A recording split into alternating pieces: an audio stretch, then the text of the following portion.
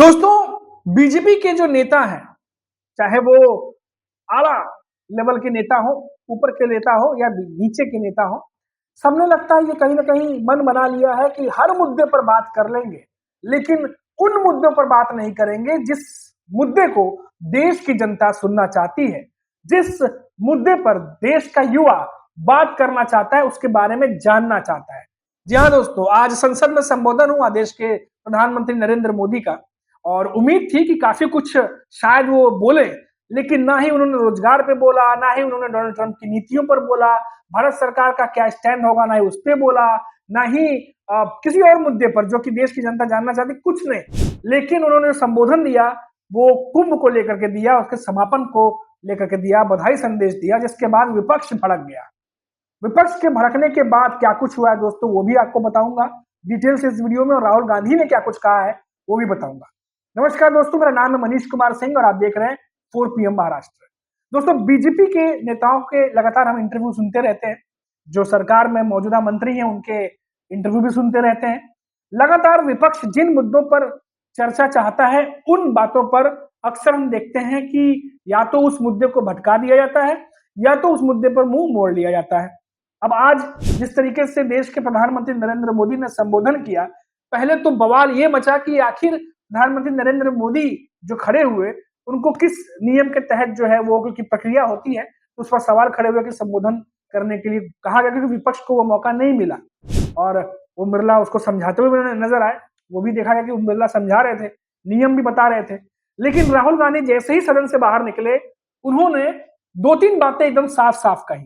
पहली, देश के प्रधानमंत्री नरेंद्र मोदी के बातों से वो सहमत है कि कुंभ हमारा इतिहास, हमारी संस्कृति है, लेकिन उन्हें एक शिकायत भी है कि देश के प्रधानमंत्री नरेंद्र मोदी ने कुंभ में मारे गए लोगों को श्रद्धांजलि नहीं दी, न ही उनके बारे में बात की। राहुल गांधी ने यह भी कहा कि उन्हें श्रद्धांजलि देनी चाहिए थी, उस पर भी बात होनी चाहिए थी, लेकिन नहीं, उस पर कुछ भी बात नहीं हुई। और वहीं देखिए, दूसरी तरफ उन्होंने ये भी कहा कि जब वो बोल ही रहे थे तो रोजगार पे बात कर लेते, देश के युवा जो सुनना चाहते हैं कि भाई उस पर क्या काम हो रहा है, उस पर बात कर लेते, उस पर भी बात नहीं हुई। और ऐसा ही कुछ बात प्रियंका गांधी भी कहती हुई नजर आई। और राहुल गांधी ने यह भी कहा कि विपक्ष को भी लोकतंत्र में बोलने का अधिकार है, विपक्ष को भी, जो विपक्ष के नेता होते हैं वो भी लोकतंत्र में अपनी आवाज उठाने के लिए स्वतंत्र होते हैं, वो भी, उनको अधिकार मिलना चाहिए, लेकिन उन्हें मौका नहीं दिया गया। और तंज कसते हुए कहा कि ये नया भारत है, जैसा कि देश के प्रधानमंत्री नरेंद्र मोदी या बीजेपी के नेता कहते हैं ये नया भारत है, तो वो नया भारत को लेकर तंज कसते हुए कहा कि ये नया भारत है और उन्हें बोलने का मौका नहीं दिया गया। हाँ, नहीं, मैं देखिए, दो तीन चीजें थी जो प्रधानमंत्री ने बोला, मैं उसको सपोर्ट करना चाह रहा था। कुंभ हमारी एक प्रकार से हमारा ट्रेडिशन है, हिस्ट्री है, कल्चर है। एक कंप्लेंट थी, एक शिकायत थी, श्रद्धांजलि नहीं दी प्रधानमंत्री ने। जो लोग जिनकी मृत्यु हुई थी उनको श्रद्धांजलि नहीं दी। और दूसरी बात मैं ये कहना चाहता था कि देखिए, कुंभ की जगह है, मगर जो युवा कुंभ में गए उनको प्रधानमंत्री से एक और चीज चाहिए, उनको रोजगार चाहिए, और प्रधानमंत्री को रोजगार के बारे में भी बोलना चाहिए। Thank you. आपको बोलने नहीं दिया गया सर, आपको बोलने नहीं दिया गया? नहीं, देखिए, बोलने तो नहीं देते हैं। डेमोक्रेटिक जो स्ट्रक्चर है, जो एलओपी को तो मतलब परमिशन देनी चाहिए, मगर नहीं देते हैं। बट ये न्यू इंडिया है। ये तमाम बातों को लेकर कांग्रेस जो है वो हमलावर है। अब दोस्तों देखिए, पिछले काफी समय से हम देख रहे हैं कि देश के प्रधानमंत्री नरेंद्र मोदी, चाहे वो पॉडकास्ट में हो, चाहे वो सदन में बोल रहे थे, इससे पहले हमने देखा कि जब वो अमेरिका भी गए थे तो वहां भी वसुधैव कुटुंबकम और बहुत सारी बातें उन्होंने जो है यूनिटी के ऊपर, एकता के ऊपर, आपसी सद्भाव पे बात कही। लेकिन आप देखिए, महाराष्ट्र के नागपुर से जो बात खबर सामने आई है आज, क्या वो अचानक हुआ है? आपने भी लगातार देखा होगा कि किस तरीके से महाराष्ट्र में जो बीजेपी के नेता हैं, सत्ताधारी नेता हैं, वो किस तरीके से बयानबाजी कर रहे थे या सियासी जो है वो राजनीतिक बयान दे रहे थे। जब अबू आजमी ने औरंगजेब के बारे में बोला, उससे पहले से ये सियासत चली आ रही है। अबू आजमी ने जब बोला तो उस पर कानूनी अगर कोई कार्रवाई बनती है या कुछ नियम कायदे कानून के हिसाब से बनता है तो उस पर वो किया जाना चाहिए था, लेकिन बीजेपी के नेताओं ने भी जमकर उस पर जो है वो बयानबाजी की और लगातार अपोजिशन जो महाविकास अघाड़ी के नेता हैं, चाहे वो शरद पवार की पार्टी के हो, चाहे वो उद्धव ठाकरे की पार्टी के हो, चाहे कांग्रेस के पार्टी के, वो नेता लगातार कह रहे थे कि माहौल बिगड़ सकता है, माहौल बिगाड़ने की कोशिश की जा रही है। और जो कुछ भी कल नागपुर में हुआ वो खबर आपके सामने है कि कैसे वहां पर संगठन के द्वारा जो है वो विरोध प्रदर्शन जताने के लिए वो इकट्ठा हुए और कब्र जो है उसको हटाने की बात कही जा रही थी औरंगजेब की। और उसके बाद हमने देखा कि न सिर्फ बीजेपी के आला नेता बल्कि जो मंत्रिमंडल में शामिल है, चाहे वो नीतीश राणे हो, चाहे वो खुद देवेंद्र फडणवीस क्यों ना, महाराष्ट्र के सीएम, उन्होंने भी इन सब चीजों पर जो है वो बयान दिए थे। अब किस तरीके से चीजें बढ़ी हैं, अब नागपुर में जो तमाम चीजें हुई हैं वो खबर आपके सामने है। अब जांच चल रही है, कभी देवेंद्र फडणवीस कहते हैं शांति बनाए रखिए, कभी देवेंद्र फडणवीस के वीडियो वायरल होते हैं जहां वो पुलिस अधिकारी से बात करते हुए दिखाई दे रहे हैं, वहां के बारे में चर्चा करते हुए दिखाई दे रहे हैं कि सब कुछ जो है वो कंट्रोल में है, ये पुलिस महकमे की तरफ से कहा जा रहा है, सरकार की तरफ से कहा जा रहा है। दूसरी तरफ डिप्टी सीएम एकनाथ शिंदे हैं जो कहते हैं साजिश की बू आ रही है। तो ये महाराष्ट्र में जो कुछ भी चल रहा था, क्या इससे पहले से लगातार नेता कह रहे थे कि ये माहौल बिगड़ सकता है, लेकिन बयानबाजी को है कम नहीं किया गया, लगातार बयानबाजी चलती रही। और नागपुर में जो चीजें हुई उसका अंदेशा पहले से ही महाविकास अघाड़ी के कई नेता लगा चुके थे कि माहौल बिगड़ेगा तो कुछ ऐसी चीजें, अप्रिय घटना घट सकती हैं। और देखिए नागपुर में जो घटना हुई है, अब हालांकि पुलिस वहां बल मौजूद है वहां पर, लेकिन जब ये प्रोटेस्ट चल रहे थे तो क्या वहां पर सुरक्षा व्यवस्था बंदोबस्त किए गए थे, क्या वहां पर जो है चीजें की गई थी? बहुत सारे सवाल है जिसके जवाब महाराष्ट्र सरकार को देने पड़ेंगे, देने चाहिए।